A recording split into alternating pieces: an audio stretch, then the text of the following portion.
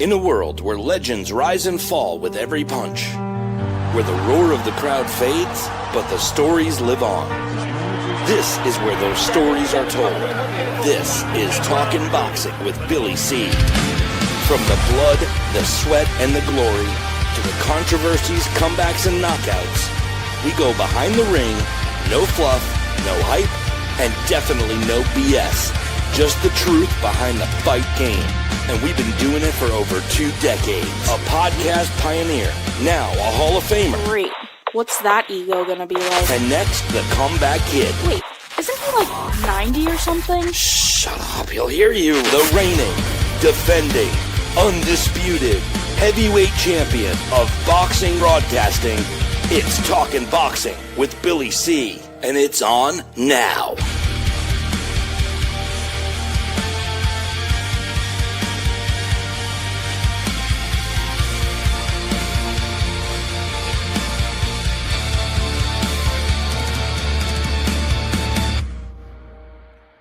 And we're coming to you live from the Billy C Studios in Lake George, New York. I'm Bill Calogero, and it's time for the Billy C Show. Good morning, good day, good evening, whenever you're watching, whenever you're listening.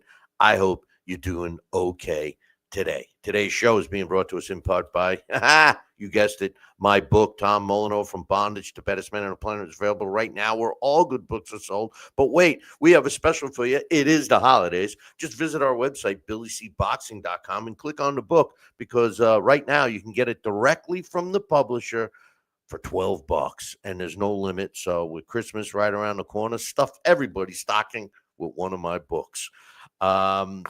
Listen, we got as usual, we got a busy show scheduled for you today. We're going to talk about Usyk against Wilder, which is just about set. It's not been official, but the WBC conference that's going on right now, it's been approved. So we'll wait to see about that. I got some Jake Paul versus Anthony Joshua updates. We got a conversation about same-day weigh-ins that we'll talk about. We got the latest boxing news and much more coming your way. Hey, today's guest, former world champion and Florida Boxing Hall of Famer, my man Nate Campbell, is scheduled to join us. I'm also going to be giving you my top 12 bantamweights. We're down to the bantamweight division. We got one more division before it's at. And all of that. Hey, listen, I got a programming note before we get right into it. We're doing our show today, obviously, and we'll be doing one more show for the month of December, which is a week from today, December 10th.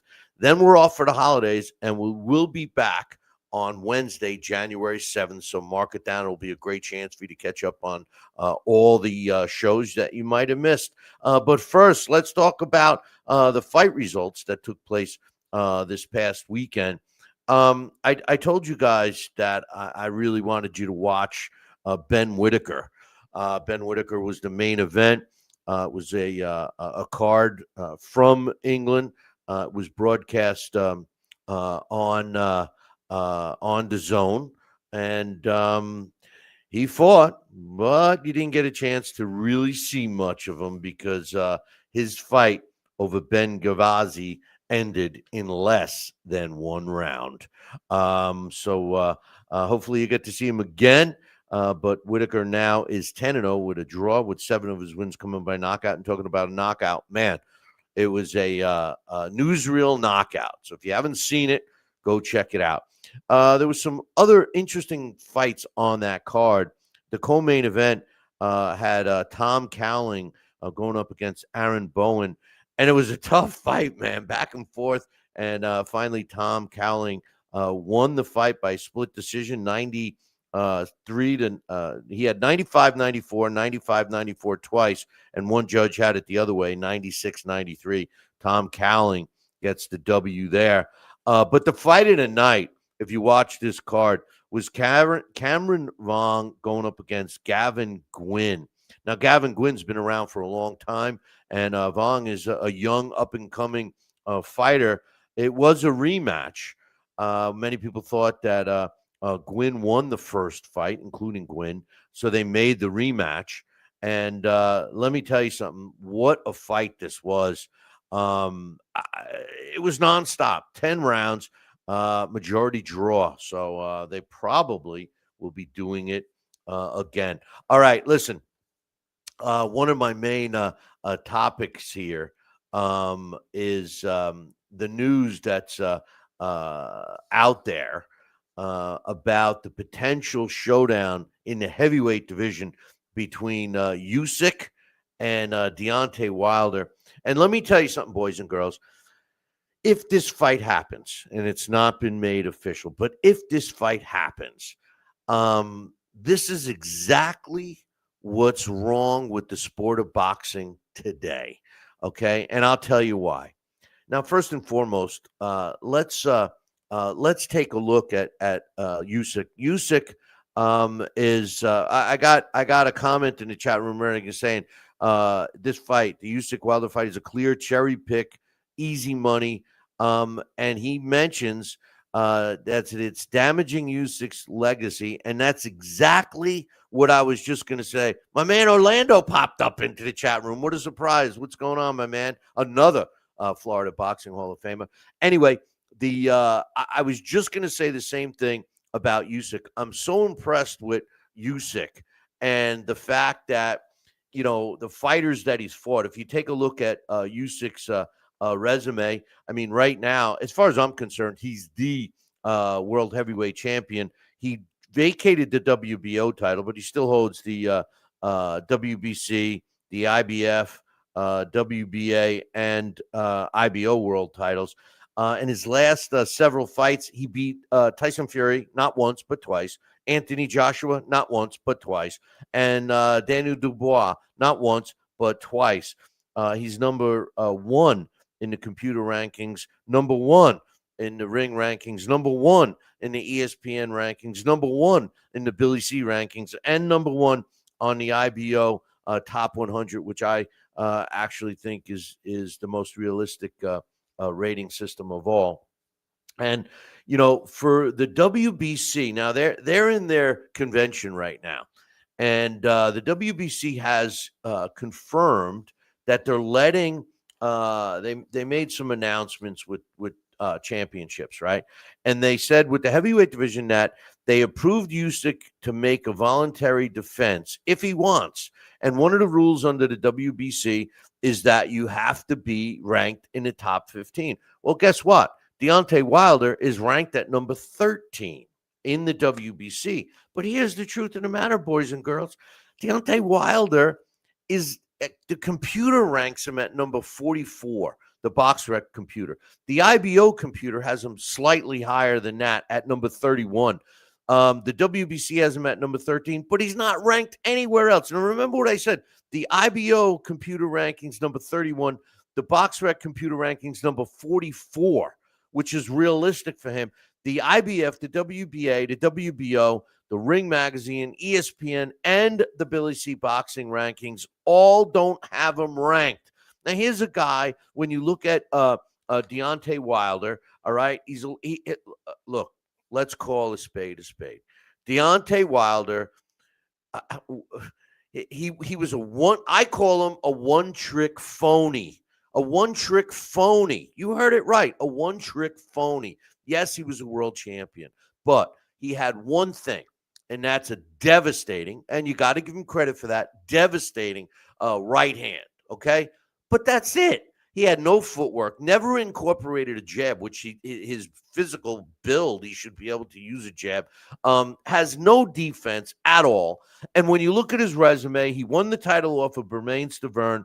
His biggest win, I'm not even going to give him credit for winning Stiverne. Stiverne really was done. He didn't even want to fight really anymore by the time he stepped in there. That's how Wilder won his title.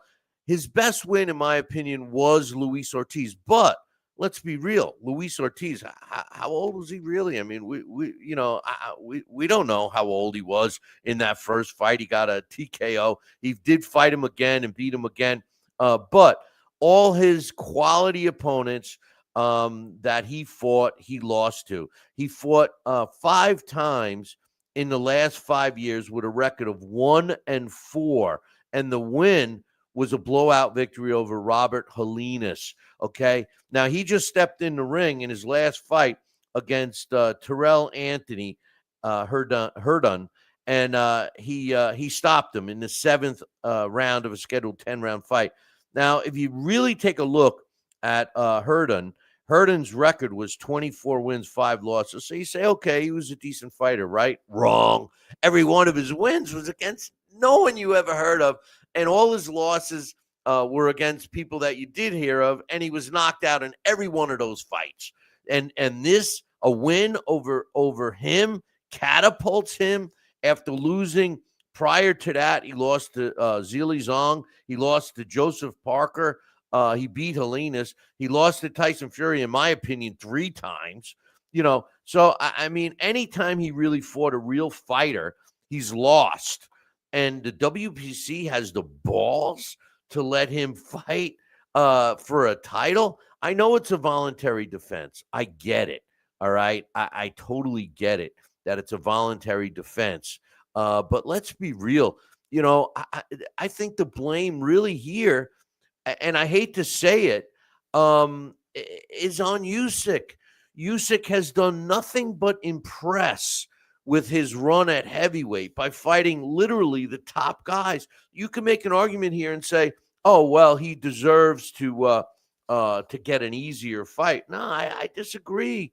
I mean, look, we're talking about a cash crash for Usyk. Does he need it? And look, let's be real. Is it really worth it? I mean, I don't see Usyk having any kind of a problem with Deontay Wilder, but the man does have that one punch knockout power. Should he connect and catch Usyk?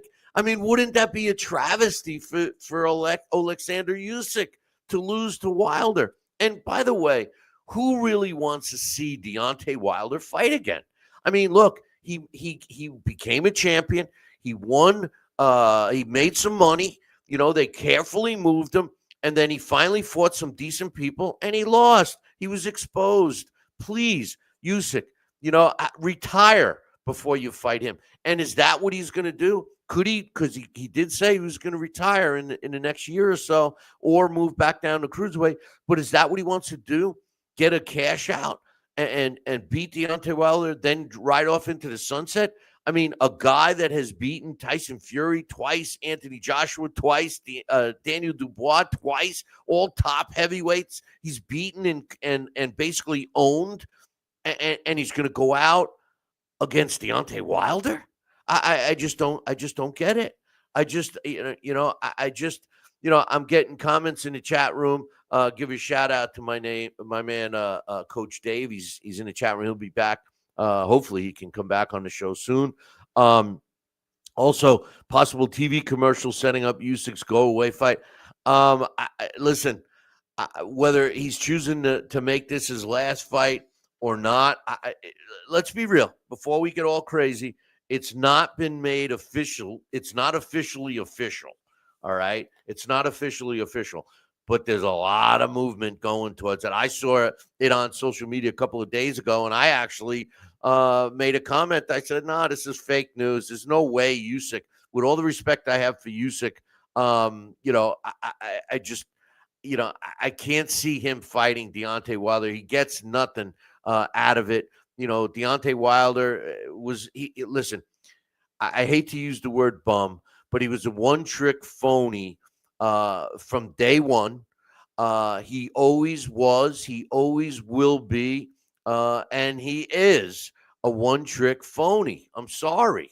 He's not going to change his ways. Listen, here's the thing. I mean, Coach Dave is in the chat room. He's a trainer. I'm not, okay? But there is one thing that I do know about training fighters, and that is that a fighter, when you work on something new, and let's say a fighter didn't have, let's say he wasn't using his jab right, to set up his punches, and they work in the gym to have him, work on a jab, set up your punches. And he gets that next fight where he gets to incorporate all of the extra work he's put in on working on that jab. And he gets in trouble. He's fighting in this fight. He gets in a little trouble. And then what happens? They automatically, and it's human nature, a fighter will automatically revert back to what they do automatically, what they're used to, what they're accustomed to. And that's what happens with Deontay Wilder. He's accustomed to just going out there and trying to knock somebody's head off because they hand-fed him fighters that he could do that to. And when he finally got in a position where he fought a real fighter, he lost.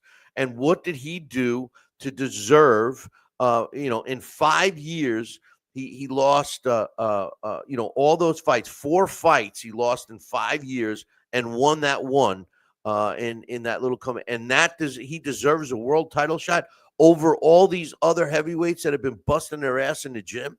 I just don't get it. Coach Dave is backing me up. He says he goes back to what he knows.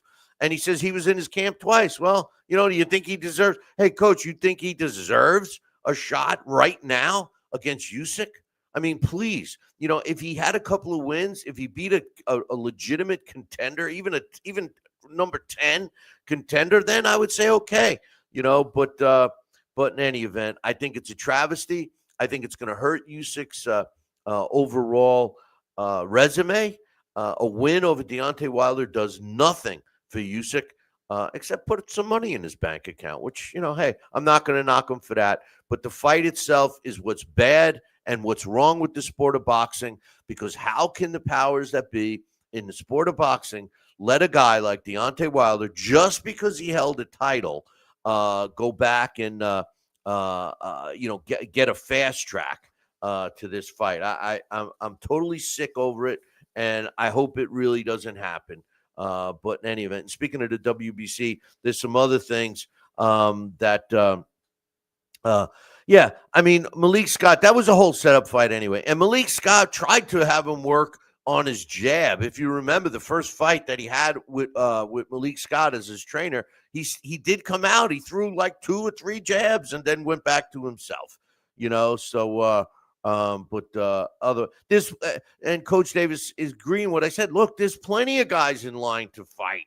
There's plenty of other fighters in line to fight. I mean, look, I'll look at my heavyweight rankings right now. I mean, this kid, Jet KBL, he's the guy that deserves a world title shot. Even Dubois should get another shot.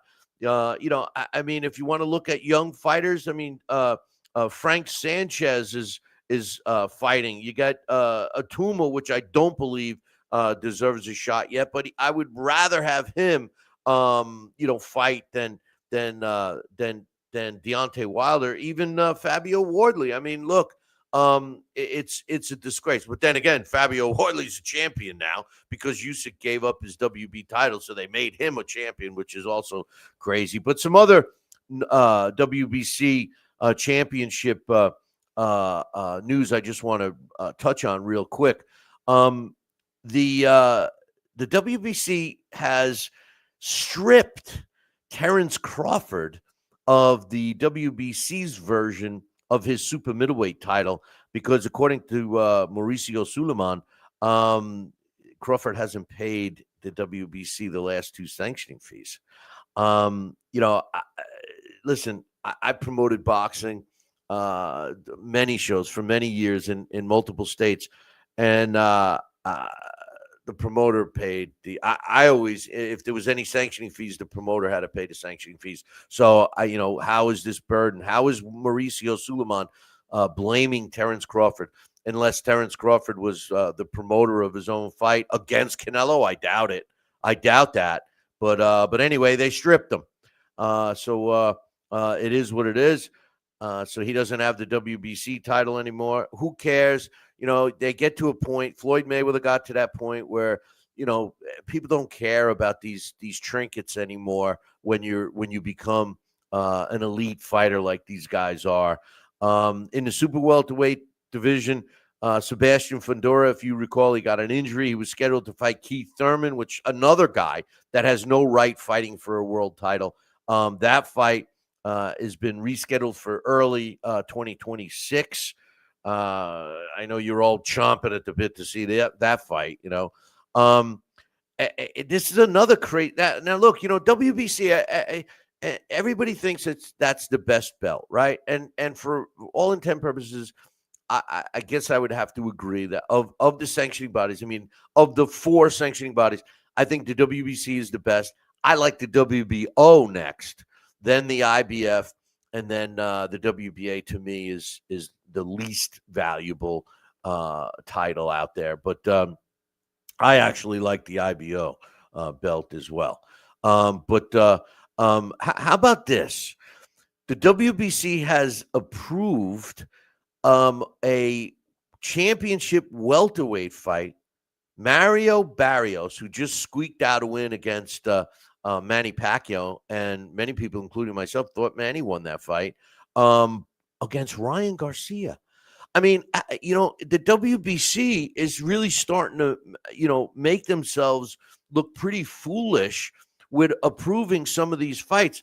I mean, look, I happen to be a big fan of Ryan Garcia. I am, okay? I loved every minute of his beating that he gave to Devin Haney. And, I certainly, I don't know and never claimed to know a lot about the steroids and the traces and what can be done and how they clean out. I just don't know. I purposely did not want to know. But with that trace that they found, I just can't imagine that made the difference. And then, I saw an interview with Ryan Garcia, how he, after that whole thing, he's a fragile, mentally fragile cat anyway. But he's getting a fast track to a title shot. What it is it's these guys that are in with the truth of the matter is when you get a fighter that becomes loyal to a sanctioning body, they'll bend every rule they have to get you a title shot, as long as they get their sanctioning fees. Because if they don't get their sanctioning fees, guess what? You get stripped. Ask Terrence Crawford. All right, listen. I got a guy in the chat room saying WBC stands for we buy and sell champions. Yeah. And the thing is it just doesn't. I just, yes, I like that too. I'm jumping all over the place. I'm trying to keep everybody in the chat room part of it. Coach Dave says Dubois is the fight style-wise for the fans against Wardley. Yeah, I would love to see Wardley fight Daniel Dubois, but give a shout out to my man Chase, just popped into the chat room. Appreciate all you guys coming in. All right, here's an update for Jake Paul and Anthony Joshua. Now, I have an email to read later. There's a lot of people that think this fight isn't going to happen. All right. And one of them, my main man, coach, not Coach Dave, Coach Paul, is one of them that feels that the fight's never going to happen. For all intent purposes, it looks like it is because, I just recently, before I came on air, I wanted to make sure that I didn't miss anything, but both fighters are in training camp. Both are claiming they're in great shape. Now, keep in mind that Anthony Joshua is working with a new team. He got rid of his old trainer. And, that's another thing that always cracks me up. When you get a fighter that loses the fight and he blames his trainer, it's like in football. American football, their team does real shitty, so they fired a coach.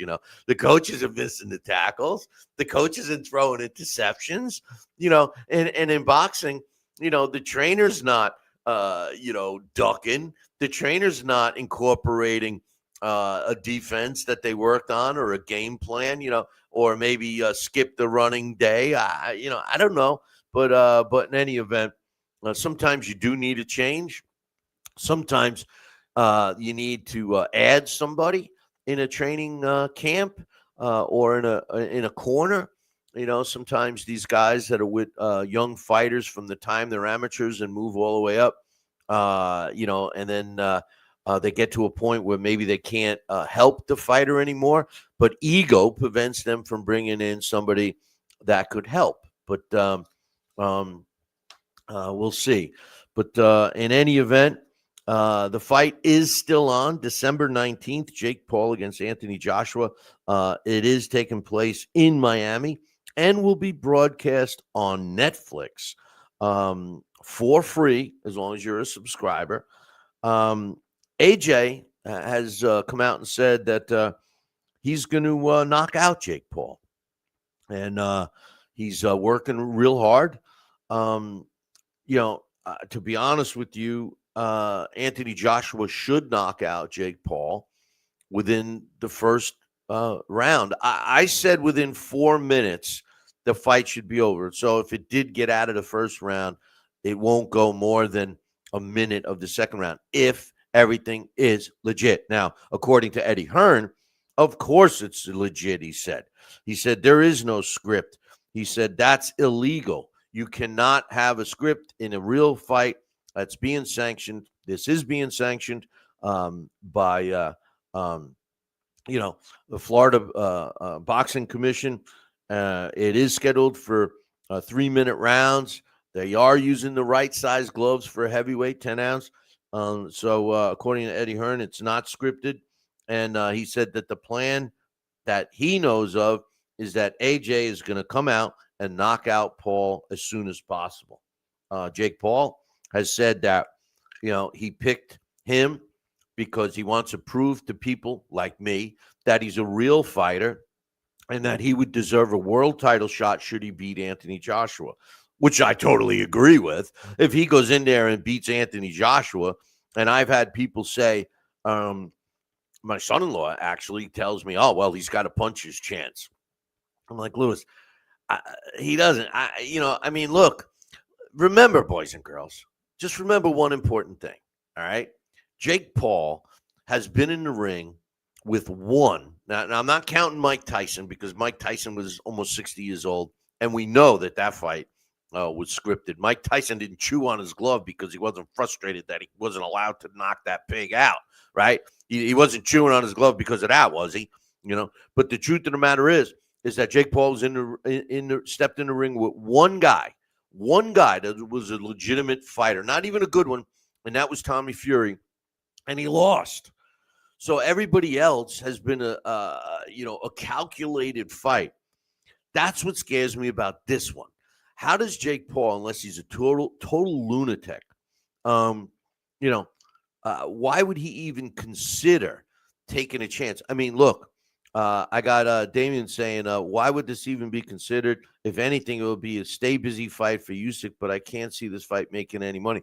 Listen, it is going to make money because it's on Netflix, and Netflix is paying them to do it. This is a money grab, for Anthony Joshua, $20 million, I heard. And of course, Jake Paul is, he's making buku dollars. I just think that as far as, we're talking about two different things. He's talking about the Usyk and the Wilder fight, which, that could be a stay busy fight. But it doesn't make any sense for Usyk, considering, how much longer is he going to stay around? Is that the fight he wants to walk away from? As far as Jake Paul and Anthony Joshua is concerned, well, this could be a money grab. This could be AJ saying that he's done with boxing, similar to what Tank Davis was looking at. Tank Davis's plan, if he didn't slap around his girlfriend and be kicked out of it. Plus, a lot of inside info said the ticket sales were so bad that they weren't even going to do it. But in any event, if Anthony Joshua is finished with the sport, so to speak, and he really just can't get up for it anymore, that would explain why he's fighting Jake Paul. and that would explain why he wouldn't care about having this fight go to distance and possibly be a draw. But I will tell you this. I will tell you this 100%. If Anthony Joshua goes in that ring and lays an egg, okay, the Brits, he'll have to move out of England because the Brits will not stand for that. In a million years, they wouldn't stand for that. So I mean, that's something to keep in mind. I totally think that he's going to have to do something, but we'll see. We'll see. Yeah, it's like this guy saying in the chat room, yeah, I heard the Dallas Cowboys and the Detroit Lions couldn't come to an agreement, so they're not playing this week. That's how silly. I know. That's what's so funny about the sport of boxing. Yeah, is that what it is? Dax is saying that Wilder was at, screaming bomb squad. Listen, the funny thing about it is he's such a punk. Deontay Wilder is such a punk. I mean, anybody that really thought that he was a talented fighter just bought into it. Hey, listen, it goes to what I've been saying all along about a lot of, no offense, but I'm going to, I'm going to call a spade a spade. A lot of the young boxing fans just don't know the sport. You can't go by an undefeated record. And they want to see, I know they want to see Deontay knockout. Listen, the boxing, everybody wants to see a knockout in boxing. And I'd be lying if I said I didn't. That's why I never cared for Floyd Mayweather, because he didn't give a shit whether he knocked out anybody or not. All he cared about was getting his check and staying away from danger. That's not what the intent of the sport of boxing is. But anyway, I know I'm jumping all over the place, but we got, as far as I know, it's 16 days away, about 2 weeks away. Jake Paul going up against Anthony Joshua is something, But anyway, some news that I wanted to mention. There is a fight this weekend, a PBC card, which is a pay-per-view. Surprise, surprise. And I'm going on the record here. I never miss a fight, okay? But all I'm going to say is this, and you can read between the lines. I will never, ever, ever, ever pay for a PBC card again. I haven't, and I won't. The PBC is one of the worst things that have ever happened to the sport of boxing. And I'll just add something to it right now. I do like the Isaac Cruz Lamont Roach fight. I think that's a decent fight. But in case you didn't catch this, or Slandy Lara, yeah, him, Lara. He's like, I think 60. Who, he's got a belt, and it was a unification fight against Yanabak Aleem Kahanlaha, and I believe that's how you say it. Aleem Kahanlaha is off. Why? Aleem Kahanlaha. It's like, it reminds me of the what is it, that Christmas story? But Aleem Kahanlaha. No disrespect, Yanabak, but he failed his VADA drug test. Okay, and he's out, and they got Johan Gonzalez to step in for him, and look, I can't blame I can't blame them from not letting Aleem Kahanlaha fight. You sign up with agree to VADA testing and you fail. It's not a good look. So you can't blame Lara. for getting Johan Gonzalez thrown at you. But like I said, I'm not paying for this card. Lara has never been an exciting fighter. So we'll see what happens with that fight. I mean, he does have, like Dax is saying, he's still dangerous skill wise. He is. He's not an exciting fighter, but he's a tactical fighter.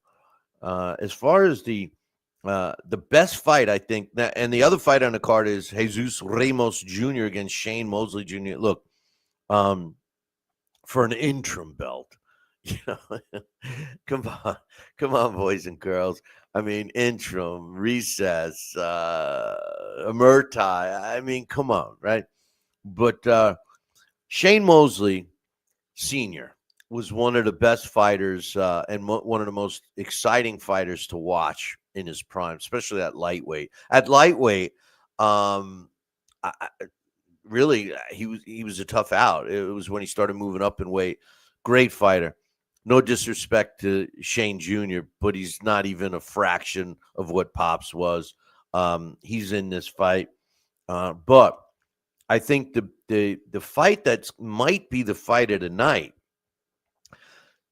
despite one of the fighters moving up in weight, is O'Shaquie Foster putting his super lightweight title on the line, junior welterweight, and he's taking on Stephen Fulton, who's moving up in weight. Now, Stephen Fulton is a quality fighter. Again, moving up in weight. Now, this whole thing, moving up one weight class, is not all that difficult, especially in my opinion, now that I'm, breaking down and, giving you guys only 9 weight divisions. And today will be a good example of the bantamweight division. But I like the O'Shaquie Foster, Stephen Fulton fight. And I do like Isaac Cruz and Lamont Roach. The O'Shaquie Foster, I'm picking Foster. I think Foster should win that fight, but it's not going to be an easy fight. The other two, I'm not even going to pick. But the Isaac Cruz, Lamont Roach, that's going to be a real interesting fight. And the reason why I say that is because Isaac Cruz is such a typical Mexican fighter. He comes in there, he's throwing punches, virtually no defense, doesn't really set stuff up, takes a lot of punches. And he's stepping in there with Lamont Roach, who can box. And it's going to be interesting to see, but again, I don't think this card is worthy of a pay-per-view. I really don't, but in any event, some other news I wanted to bring up as we wait for Nate, because I figured he would be here already, but hey, he's got another half hour if he wants. I thought he would be hanging out a little longer, but we'll see. He's busy in the gym. He's training kids now. I know that. So we talked about last week the Mexican Monster, David Benavidez, has gotten the okay to move up and challenge for the cruiserweight title, Zurdo Ramirez's belts. And the WBC has given him a green light to do that. I like the fight, but here's the other interesting thing, that the WBC has him as a mandatory. They have a mandatory, giving him an option still in the super middleweight. In the light heavyweight division. So he moved up to fight. He's going to move up to fight in the cruiserweight champion. Should he win the fight, he'll have to make a decision whether he's going to campaign at cruiserweight, which I would think he would, because now that he would be a title holder, or if he wants to go back down into the light heavyweight division. He had a hard time making weight for the Arctic fight. He said he wanted to move up to cruiserweight, and then he said he wanted to even potentially move up to heavyweight. I like this fight. I really do, and I'm looking forward to it. The more I think of this fight, the more I want to see it. I mean, Benavidez is 31-0 with 25 knockouts, challenging for technically his first fight at cruiserweight. Gilberto Zurdo Ramirez is 48-1 with 30 knockouts. Both of them are similar in style. I just think that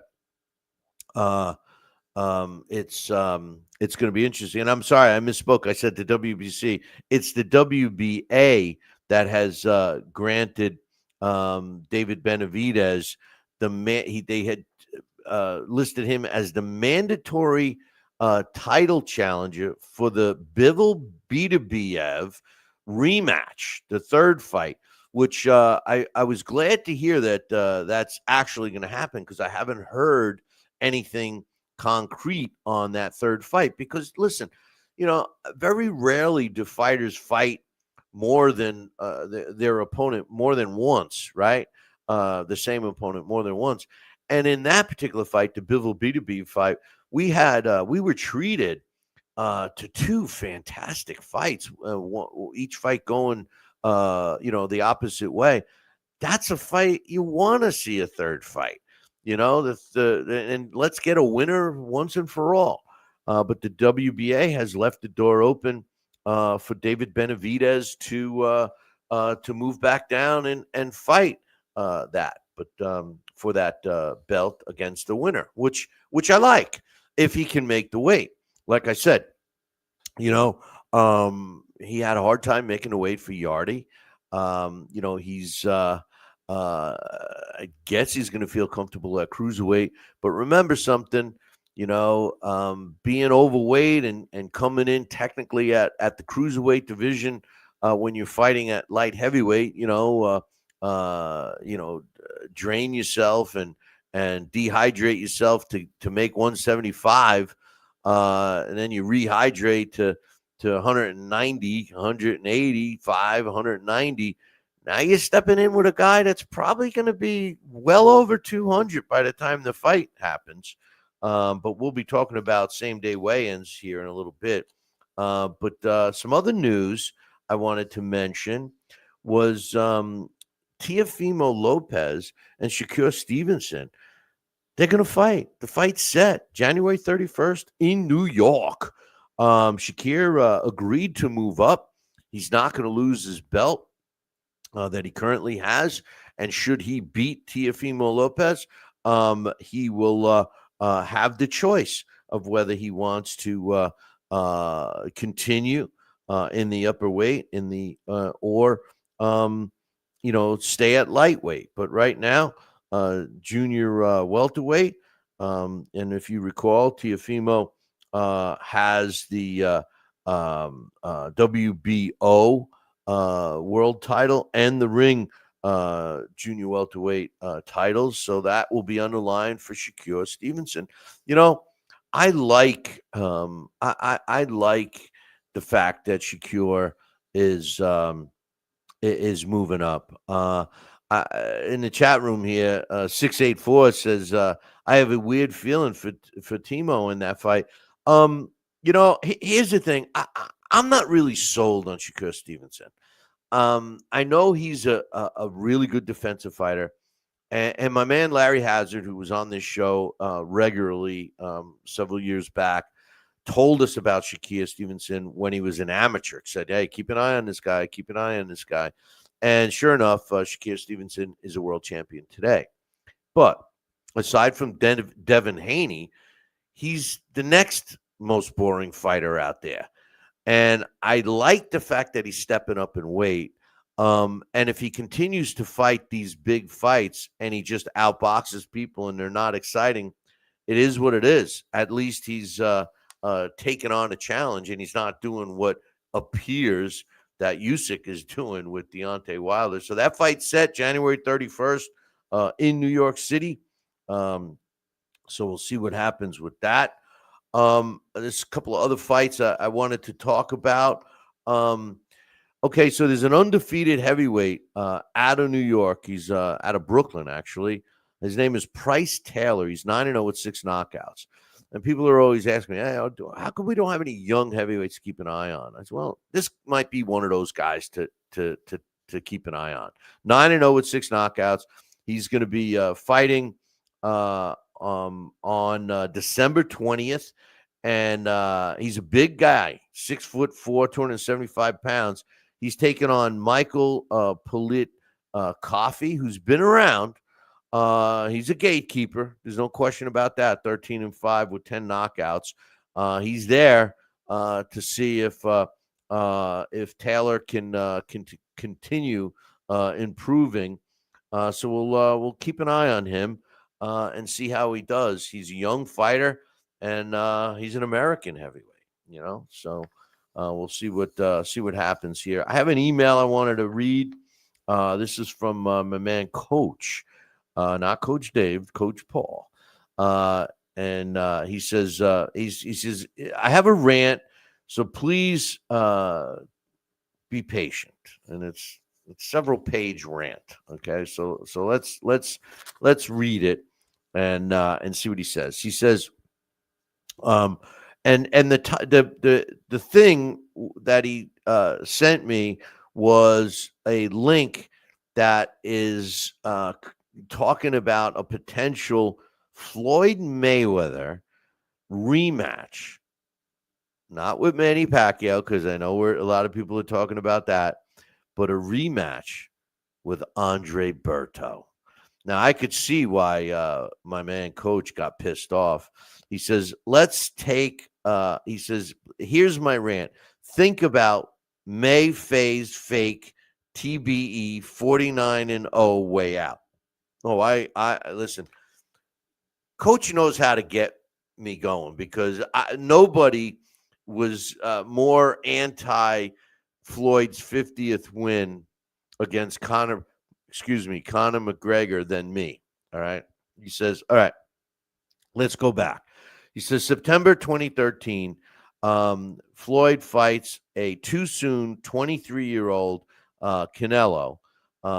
And they offered Canelo a purse bid that they couldn't pass up. In May of 2014, he fights Manny Pacquiao in super welterweight division. Kell Brook, Amir Khan, Timothy Bradley, Sean Porter, Keith Thurman. No. He fights Manny Pacquiao. Kell Brook, Amir Khan, Timothy Bradley, Sean Porter, Keith Thurman, Adrian Broner, all were available. And he says, with venues, judges, referee, ringside, all his opponents, gloves, fights, moved up to Maidana.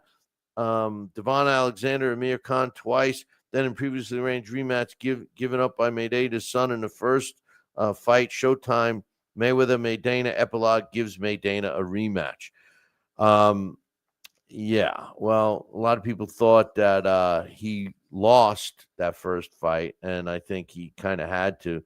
2015, as Victor Postal, Terrence Crawford, Danny Garcia, Errol Spence, Kell Brook, Amir Khan, Timothy Bradley, Sean Porter, Keith Thurman, Adrian Broner were all on the list of prime opponents available after losing to a libel suit to Manny Pacquiao over PDE claims. Mayweather lost the case in order to pay up having the case sealed due to his career testing being taken into evidence, covered in a Thomas Hauser article. 6 years too late, he fights Pacquiao. The fight would not go without a conflict because Pacquiao suffered a shoulder injury. Knowing a postponement would kill the fight forever, he denied shoulder shots. Mayweather denied shoulder shots, and he himself received shots for alleged fragile hands for years. And then, of course, we know what happened in that fight. So closing 2015 with a 49-0 record on the line, and he puts a note here, that's a heavyweight record. Jimmy Wilder went 93-0 with a draw to start his career that he ended up with 132-3-1. Chavez won 87 of his first fights without losing, and he finished his career 108, 108 wins, 6 losses, and 2 draws.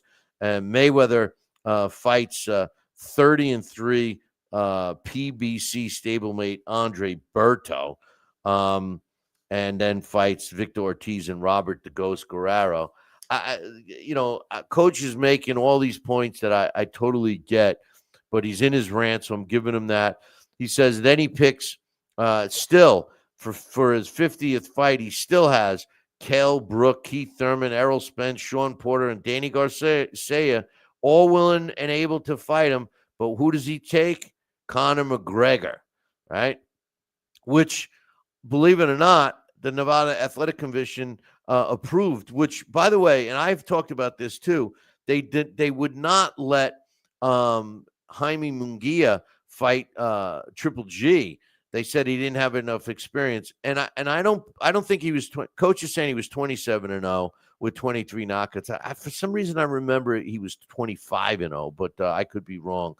And then he knocks out, and then he wins that fight, right? He says in 2018 he knocks out a Japanese kickboxer. And then we heard rumor that he was going to fight Jake Paul, but instead he faced Logan Paul in an exhibition, beats him, and now he's looking to potentially fight Pacquiao again. But anyway, and by the way, his Andre Berto calling him out, looking for a rematch. The thing is it was a bare knuckle fight, which I don't think Floyd will ever fight. Listen, look, the point that Coach is making here is pretty simple. He knows that I get all worked up over Floyd Mayweather because of all these facts that he's laying out for us here. And it's true. Floyd, for all the people that love Floyd and think that he's such a great fighter and all these things, which he was of his era, but he's not the best ever. And he's not the only guy to ever walk away with a 50-0 record. He is. That's his claim because he stopped, but he cherry picked. He didn't fight the best guys available. And to be honest with you, I would have loved to have seen him fight Manny Pacquiao when they were both in their primes, but he didn't. And he waited, and he waited, and he waited, and then they fought, and they were both not in their prime, so we never got to see them both at their best, and Manny had an injury, and there's people that actually thought Manny won the fight, not me personally, so to tell you the truth, if Manny Pacquiao and Floyd Mayweather fought again for the second time at their ripe old ages that they are right now, I think that I wouldn't mind that as much as seeing Floyd just get a payday. Floyd aggravates the shit out of me, and the fact that he pays people to keep his name relative in the discussion about being an all-time and not even listen. I'll give him an all-time great tag. On my all-time great list, he's number 25. But to say he's the best and to say that he's better than Sugar Ray Robinson, or Hank, Hammer and Hank Armstrong, or, some of these other great fighters. I mean, I don't even think he would have beaten, any of the Fab Four, Roberto Duran, Marvin Hagler, Tommy Hearns, Sugar Ray Leonard. No way. He would have tried to duck them, but if he was fighting during that era, he wouldn't have been able to duck him, and his name would be his name would be Floyd Mayweather Sr. Because I've always said that I thought Floyd Mayweather Sr. in his prime would have beaten Jr. And the reason why I say that is they both had the shoulder roll defense. I mean, where do you think Floyd Jr. learned it? But the difference between Pops is that Pops went in for knockouts. Pops engaged. Pops had more power, more pop, than Junior had. So anyway, big news at the WBC is that they are evaluating. You see, this is another one of these issues. people were criticizing, and still are criticizing the potential league that Dana White and Turkey Al-Rashid are going to form for boxing, and the promoters that are going to be iced out, and the sanctioning bodies are going to get their claws ripped out of the fighters. Of course, they're all up in arms, right? But what's going on now, they're all trying to do the same thing. The WBC recognizes themselves as the sanctioning body. The WBA, WBO, IBF are all the same. That's why when you have a champion in one of the sanctioning bodies, they all of a sudden disappear from the rankings from the other sanctioning bodies. Or even if you have a fighter that's about to fight for another title, what do? They all of a sudden are out of the rankings. That's why I decided to do ours, but that's besides the point. But the WBC is evaluating. They've announced that they're going to evaluate bringing back the same day weigh-ins. Now, this is something that I've been saying we should do for a long time. Now, they're trying to, just like the WBC has come up and fabricated some kind of data analysis that makes them feel that female fighters can't fight more than 2 minutes a round. And every single female fighter I've ever talked to thinks that's total bullshit. And they all want to fight 3-minute rounds. But the WBC is saying nay. So the WBC is also trying to say that same-day weigh-ins may not be as healthy for the fighters as we all think.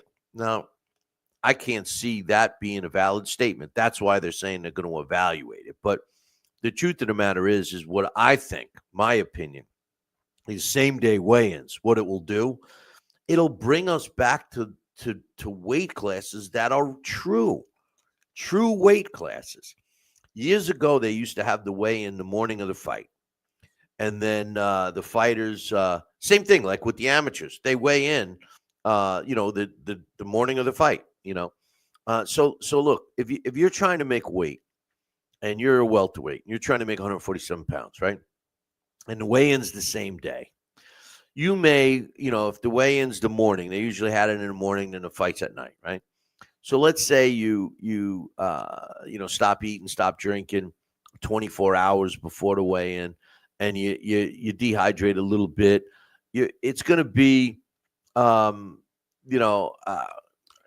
few hours before. If you did that and you step on the scale, you can rehydrate pretty quickly, right? If you have the same day weigh-in and 24 hours, they're starving themselves and not drinking anything for 2 days before, and then they have 24 hours to recoup. And by the time they step in the ring on the fight night, 147 pounders weighing 160. What I like about the same day weigh-ins is you might have a guy that hasn't had anything to eat or drink for a couple of hours, and it may bide him a couple of pounds maybe, but you're going to have really true weight divisions. So 147 pounder, let's say he makes weight at 8 o'clock in the morning, he weighs 147. By fight night, by that time, the same day, that night, how much more can he weigh? 150? So you still got, true weight classes. I vote for that. I don't like seeing, listen, there's fights that I go ringside and it's a middleweight fight. These guys are monsters because they rehydrated, some comments here in the chat room. We got, some people, let's see, with the weigh-ins. 684 says, I strongly prefer same day for safety and fairness, but 24-hour remains dominant because it benefits the promoters and big stars like Mayfeather financially. Yeah, well, some of these fighters like to put the dehydration clauses in there so they can't, or rehydration, so they can't gain a certain amount of weight. Yeah, no, I get that. Um, you know, I don't even listen. He's also saying, imagine Sugar Ray Robinson and Mayweather same day weigh-ins. Look, I don't care how many day weigh-ins there was. Sugar Ray Robinson would have had zero problem with Floyd Mayweather. I mean, make no mistake. He says, how many phony belts do we have? 24-hour weigh-ins. Look, I think the biggest positive about same day weigh-ins is that it'll give us true weight classes. The fighters will be fighting in true weight classes, and that's what I would prefer. Hey, I'm still waiting for Nate Campbell to sign in, but if he got tied up, so be it. But in any event, I think that the same day weigh-ins would be smart for the sport of boxing. I think that it'll definitely refocus some of the weight classes. Guys that are campaigning that can make it. Used to be a lot of Mexican fighters could lose a lot of weight, and then rehydrate and gain 10 pounds, 15 pounds. But I've seen, like I said, I've seen some fighters in the ring on fight night that there is no way, and I know that the WBC has their 10-day weigh-ins and 30-day weigh-ins, and they have to weigh a certain amount. But I think if we had same-day weigh-ins, if you had fighters that were walking around at 147 all the time, plus or minus a couple of pounds, you would see a huge change in the sport of boxing for the better, I think, because some people's bodies can handle, dehydrating and rehydrating better than others. And it definitely takes a toll on your system. There's no question about that. So I mean, I don't know. I mean, what do you think? I mean, do you think that the uh I got a little note that the 684 might might be somebody that I know, and my man Coach knows. Might be the same guy, but it makes sense now. Makes sense because picking on poor Fayweather. But anyway, the truth of the matter is that same day weigh-ins is good, I think, and we'll see. And the truth of the matter is it would have to be something all of the major sanctioning bodies would have to agree on, right? You would think, or it would further put division. And getting back real quick to that league concept, right? I told you guys last week that the fights that we saw, what was it, Ring 4, the next one is the one I was just telling you about, Shakur Stevenson against Teofimo Lopez, is going to be Ring 5 in New York on January 31st. I think that, I believe that, the league concept could work. And I said it after the fights of Ring 4. I said, look, all those young fighters on the card, keep an eye on them. They're going to be the guys that are going to sign up for this league. So if you take a look at what's going on right now, right, and you look at all the sanctioning bodies, and you look at their fighters that they have ranked, okay, the rankings are ridiculous, really. You look at the computer rankings, they're more realistic. You look at, my rankings, I have no bias. I don't have a champion. I have who I think of the top 12 fighters of the division. And, oh, by the way, I'm only doing 9 divisions. All right. So which really closes the gap because some of those lower weight classes divided by 4 pounds. I mean, I have to go to the bathroom and have a healthy you know what, and I can get rid of 4 pounds. So I mean, it was just a way for the sanctioning bodies to make more money. If there's more titles, they get to charge more sanctioning fees, so they make more money, right? Well, the league concept, think about it. If these young fighters sign up for that now, they're not getting any opportunities. Just look at Usyk. Usyk's fighting Deontay Wilder. What about the young heavyweights that have been busting their ass in the gym? What about them? They're not getting a chance. So they're either going to get turned off by the sport or whatever, or they may choose to join the league. Now, there's some positives with the league. There's some negatives with the league. Could you make more money by yourself or negotiating a big fight without a league? Probably. But with the league, from what I saw, they're offering some other stuff.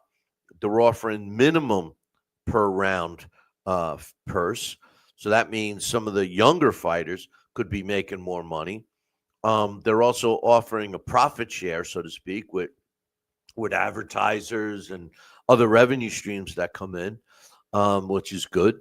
There's one champion. You would be climbing the ladder, so to speak, of the contenders. And, number 9 beats number 8 and so on and so forth. And you get up to the top fighters. So what you'd end up with, first of all, you'll end up with fighters that are losing, that are climbing their way back up like they do in England. There's nothing wrong with that. But what you'll end up with is true champions that are quality. They will be the best of their division. Not what we see today. And patience is the key to the success of this league. And when I say patience, I mean developing it now. Taking these young fighters that you're starting to see them especially on Turkey Al-Rashid's cards. You're starting to see these young fighters. Those are the guys because it's going to take, and I predicted it will take about 5 years for them to build a pool of fighters. Because let's face it, that's the key. You need a pool of fighters, right? And once you have a pool of fighters, now you can, have the best fight the best and so on and so forth. The problem with the sport of boxing today is the overall pool of participants, and I'm talking worldwide pool of licensed fighters, is at an all-time low. We could say that boxing's in resurgence, and we could say it's doing great and all these things, which it is compared to what's been going on the last several years. But the truth of the matter is that the pool, the selection of fighters is slim. So you get these fighters that are fighting in these third world countries or whatever. They show up here with an undefeated record, 26-0, 26 knockouts, and everybody's like, ooh, he must be good. No, he's not. Because he was fighting the same guy with different names in some country that doesn't have the regulation that we have here in the States or we have in England. That's where the fallacy comes into play. And that's where a lot of fans don't get it. And, I think, now I don't know if it will work, this league, but I think it's worth a chance. It's worth a shot. Because if we can get boxing, and I'm a boxing purist, I get it. I don't need somebody to tell me, hey, Usyk's fighting Wilder because he wants the money. I get it, man. You don't have to tell me that shit. I know all about the business of boxing. I know all about trying to take the least resistance to the maximum gain. I get it.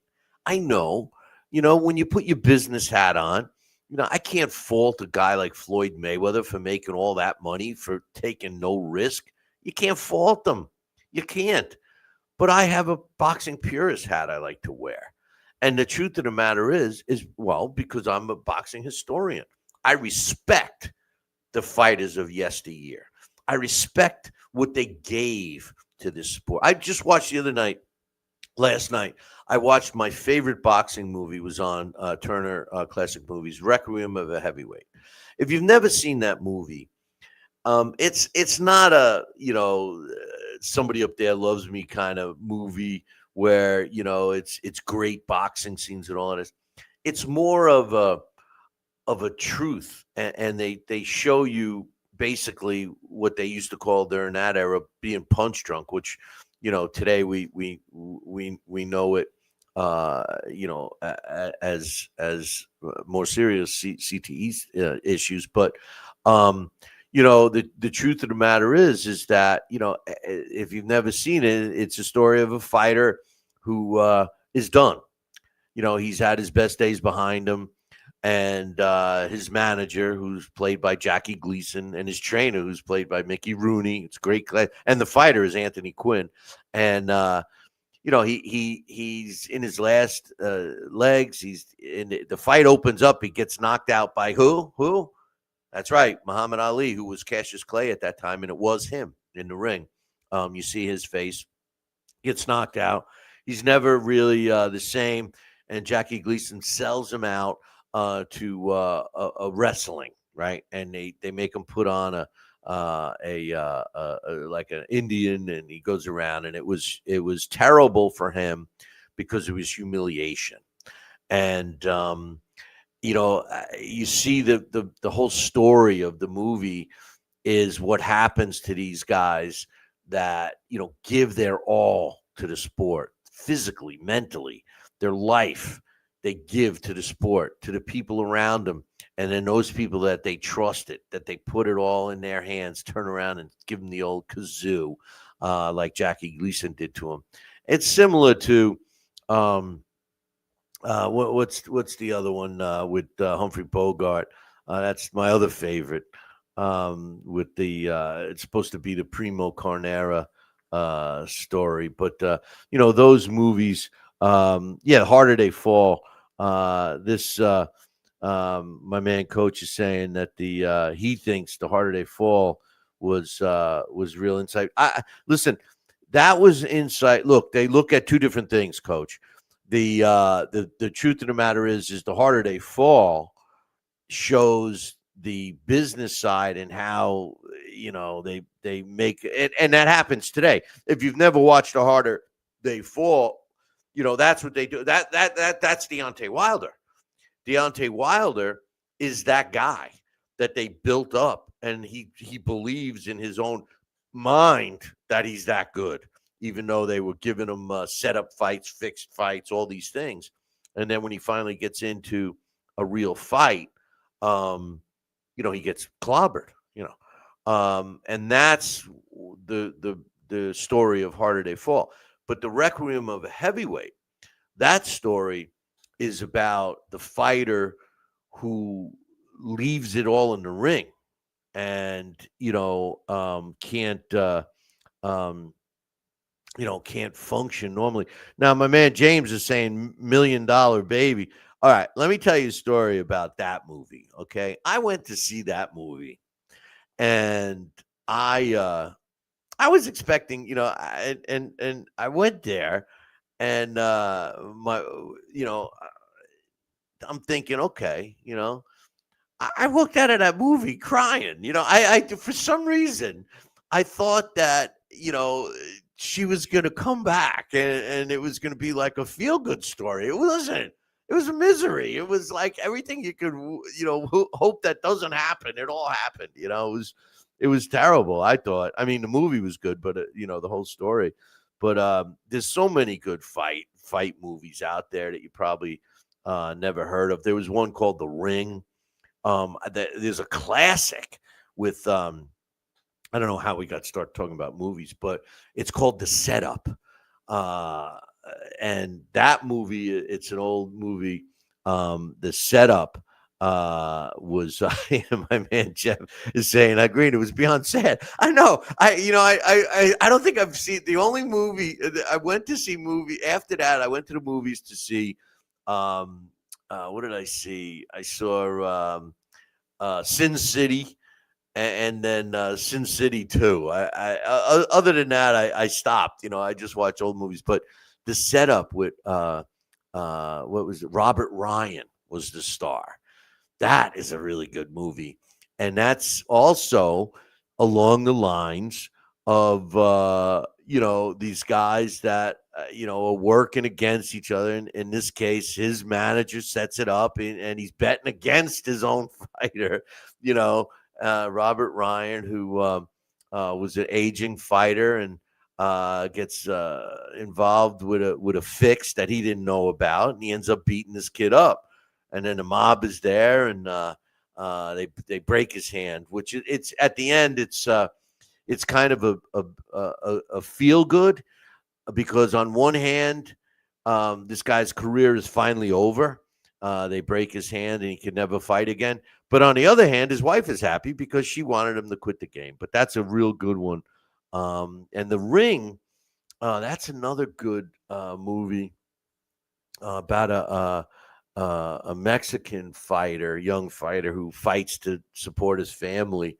That was a good one. But yeah, there was a lot of good boxing movies, but the ones that everybody expects you to love, like I'm not a big, the Jake LaMotta Raging Bull. I mean, that was a good cinematic movie, and I love Jake LaMotta, but it was a good movie, but it wasn't my favorite. Like I liked the stories a little better. And the Graziano one with somebody up there like loves me. Paul Newman was in that. I mean, that was good. But some of the other ones that we're talking about, was better in my opinion. But we'll have to evaluate that with boxing movies. And of course, Rocky, when Rocky came out, I mean, how many people out there drank down some raw eggs, huh? How many? I know I did. I liked the Rocky movie. I didn't like the whole franchise. It dragged on way too long. So I was uptight about that. But the original Rocky was good. The fact that he didn't even win, which was the best part. But raw eggs, everybody was eating raw eggs, right? And Jeff saying, and one-arm push-ups. Yeah, I mean, listen, it gave boxing a shot in the arm. And the late, great Sal Rocky Senecola, who used to be my co-host, hopefully he's looking down on us now. He used to quote that movie like it was a real fight. I used to have to tell him all the time. I'm like, Sal, it was a movie. He's like, oh, you remember when Rocky did this and Rocky did that? And I'm like, Sal, it was a movie, man. But yeah. It was a movie, but it was what it was. But in any event, all right. Well, I guess my man Nate Campbell is not showing up, so we'll get him another time. I guess I apologize for plugging him and advertising that he was going to be here. But let's go through my bantamweight rankings. So as you know. If you're new to the show, I got so sick of all these rankings, all the BS, with the four major sanctioning bodies, and one of the things that really pushed me into doing this was you're looking at their rankings, right? Top 10, let's say. You got Joe Schmo at number 4, Vinny Gumbats at number 3. Oh, number 2 and number 1 are vacant. Nobody's in those spots, not rated. It's like, wait a minute. How do you do that? How do you have a guy that's like not rated, but the guy that's on the spot below that doesn't automatically move up? And I just got so sick of it. And the reason, we know why. The people that know the business of boxing knows why. You know what the reason is? Because they pay to get the ranking. Okay? You want to know the truth? The fighters, promoter, or managers, or the fighters, or whatever, they pay the sanctioning bodies to get a ranking. All right, the lower ones, and then they got to win some fights to get ranked higher. So I got sick of that. And although I do respect, the ring ratings, I there's always a little thing in the back of my mind. Like, remember when Golden Boy owned the Ring magazine? Do you remember all the Golden Boy ranked fighters with the belt? Well, well, Turkey Al-Rashid, all of a sudden his fighters are in there. So it makes you wonder about that. ESPN, I respect their ratings. Their ratings are decent, but I just don't think that ESPN follows boxing the way they should anymore. Listen, the their computer rankings are good because they base it, the computer picks it out based on the opponent and the opponent's opponents and the opponent's opponents and opponents and opponents and opponents. But I personally like we got James is saying Tom Schwartz was ranked number 2 when Fury fought him, never ranked before or after that. Yeah, well, that's like Jake Paul. Let's be real. Jake Paul's ranked by the WBA in the light heavyweight division, I think, in the light heavyweight, unless that changed. The other thing too about the rankings, and I'm currently reading. I shouldn't even say this, when in doubt, stop the bout. My man Mike Silva, his latest book, I'm currently reading it, and we're gonna have Mike on and talk about it. It's a fantastic book. Okay, and one of the things that he points out in this book, and you should get it, make sure you tell him Billy C sent you, is the fact that because the pool of fighters are so much smaller now than it used to be, fighters that really are not that experienced are being pushed into fights, championship fights, longer fights. A fighter that has 12 fights that really should still be in 6 or 8 round fights. It's called When in Doubt, Stop the Bout. Come on, coach, pay attention to the show, man. And anyway, when you look at these rankings and you see these young fighters, and look, Vasily Lomachenko was an exception. The guy had 300 amateur fights, and he was, in my opinion, one of the greatest fighters ever. I think that they robbed him against Devin Haney, but that's besides the point. And we pushed him out of the game. But in any event, back to my rankings, I decided to do my own rankings. I do like the IBO's computer rankings. The IBO, they call it the IBO Top 100. They are the most accurate of all. I love their system, and we're going to have Ed on here soon. But in any event, so what I decided to do was do a top 12. I'm going to give a top 12 in the original 8 weight classes only, plus the cruiserweight division. I added the cruiserweight division because I felt that the cruiserweight division, based on the way we are today, physically, bigger, stronger, et cetera, the cruiserweight division should be more popular than it is. So I did that. So if you've been following the show, we started at heavyweight. We are now at bantamweight. Next week, which will be our last show before the holiday break, and we'll be back on Wednesday the 7th. So I urge you to follow and subscribe to our podcast, catch up on some of the old shows, go through YouTube, check it out. We're on Rumble, we're on Facebook, all that stuff. Go watch some of the old shows. Make sure you subscribe. All right, here we go.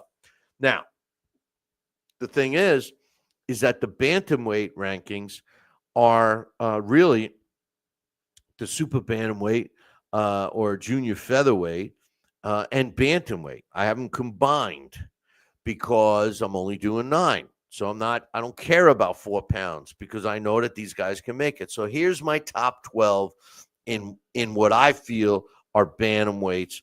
Number 1, I think, was a layup. There's no question about this guy. Naoya Inoue from Japan. He's number 1. Number 2 is Junto Nakatani. He also is out of Japan. Number 3 is Marlon Tapales. He's out of the Philippines. Number 4 is David Picasso. He's out of Mexico. And by the way, Inoue is fighting Picasso. So anybody that thinks that Inoue isn't fighting the best, I mean, he is. That's his next fight, and we're going to see it here in the States, by the way. Number 5, Christian Medina out of Mexico. Number 6, this was a tough one for me. I could see this guy being down a little further, but I just thought that his pedigree deserved him at my number 6. That's Sam Goodman out of Australia. Ramon Cardenas is United States, is at number 7. Number 8 is Roisuke Nishida out of Japan. Number 9 is another Inoue. This one's Takuma Inoue, also out of Japan. He's typically in a weight class below his brother, but not on mine. Number 10 is Saya Tutsusumi out of Japan. I probably murdered that name.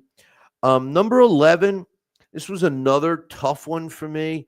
I was toying with having him just miss it, especially he's coming off a loss to one of my favorite fighters, Nick Ball. But, when you look at this guy's whole body of work, although he's been around a while, I still think he deserved to be in the top 12. I got him at number 11, TJ Donaghy out of Ireland. And rounding out my top 12 is Jason Maloney out of Australia. Those are my bantamweight rankings. Now, listen, like I've said to everybody in the past, if you're interested in getting on the list, now I'm going to be, after next week, I'm going to be doing my rankings. I'll be updating them once a month, and I'll be offering all 9 via email. So if you want to get an email with my rankings, just drop me an email, Billy at Talkin Boxing, TalkinBoxing.com, and I'll get you on the list. Okay, programming note, we are doing a show next week, but we will be off until Wednesday, January 7th. So it'll be I can't remember if that's the first. That might be the first Wednesday of January. But we are going to take those 3 weeks off for the holiday. So make sure. So I'm getting a question from my man, Matt. My man, Matt. What's up, brother? I'm glad he's here. He says, what do you think of Nakatani against Inoue if it goes down? Love the fight. Love the fight. Look, I got him at number 1 and 2, bro. I got Inoue number 1, Nakatani at number 2. That's the fights we want. And that's the thing that's why I'm thinking positively about this league thing, because that'll force these kinds of fights. When you got guys that are looking for the easiest way out. Now, look, if I put my hat on and I'm trying to put myself in their position, they're the ones taking the punches. They're the ones working out. Of course, they want to make the most money for the least amount of effort. I get it. But I mean, all sports, it seems to happen in team sports too. Look at a football player or a baseball player. They sign that deal, that $100 million deal, and then they never play good again. Why should they? Remember the old saying, it's tough to get up for a fight when you're sleeping in silk sheets. It's a lot easier to get tough when you're suffering. My favorite, we're talking about these old movies before. My favorite short story, and I've offered to send anybody who emails me, I'll send you the copy. It got me into the sport of boxing when I was a kid. I had to read it for some English class or something. It was written by Jack London, and it was called A Piece of Steak. And it is the whole story of a fighter in a nutshell. The rise and fall. Youth will prevail in the sport of boxing. And that's that book, that short story. It was actually an essay. It wasn't a book. Was where it was at. But anyway, listen, boys and girls, I appreciate you tuning in. Make sure you tune in next week. Same bat time, same bat channel. Until then, I'll leave you with this. Ciao, baby.